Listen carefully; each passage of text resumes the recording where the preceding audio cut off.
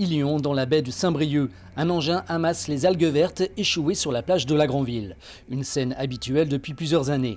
Ces algues sont ensuite acheminées au centre de traitement de l'Aunel Antique. Là, elles sont séchées, traitées, puis transformées en une sorte de terreau qui ne présente plus aucun risque pour la santé. Après une année record en 2009, au cours de laquelle 55 000 tonnes d'algues vertes ont été ramassées, 2010 a connu une baisse significative de près de 15 000 tonnes. Les chiffres de 2011 ont-ils suivi cette tendance ? Nous avons ramassé 27 000 tonnes environ sur nos plages costarmoricaines. Donc nous sommes en baie de Lannion sur une tendance qui se confirme, je dirais c'est à peu près stable. En revanche, l'an passé, en baie de Saint-Brieuc, nous avons eu quand même des échouages nettement moindres par rapport à la moyenne en fait, interannuelle qui est de 13 500 tonnes exactement. Comme chacun le sait aujourd'hui, la prolifération des algues vertes est due aux nitrates rejetés dans la mer, des nitrates qui proviennent principalement des exploitations agricoles.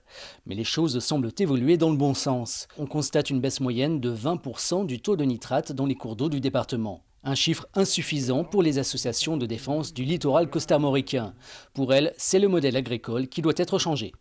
Tant qu'on n'aura pas des mesures drastiques de reconquête de prairies, de suppression du maïs, de mettre la vache dans le pré et le cochon sur la paille, de réduire le nombre d'animaux, de supprimer les élevages intensifs, et bien tant qu'on ne prendra pas ces décisions-là, les risques sanitaires seront importants sur tout le littoral breton.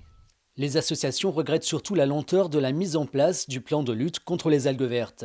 Pourtant, le calendrier est respecté. Actuellement, le plan en est à la phase de volontariat des agriculteurs pour modifier leurs pratiques et ainsi réduire les rejets d'azote. Les syndicats agricoles réclament du temps et surtout du respect.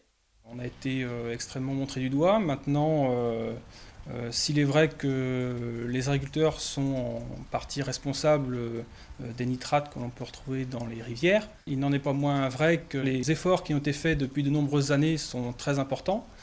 Et aujourd'hui, le souhait des agriculteurs, c'est que l'on reconnaisse tous ces efforts qui ont été faits et les résultats qui ont été obtenus. Maintenant, il faut attendre fin 2013 pour faire un bilan de l'engagement des agriculteurs au plan de lutte contre les algues vertes. Ensuite, des chartes individuelles seront signées. Les premiers résultats significatifs sont attendus pour 2015.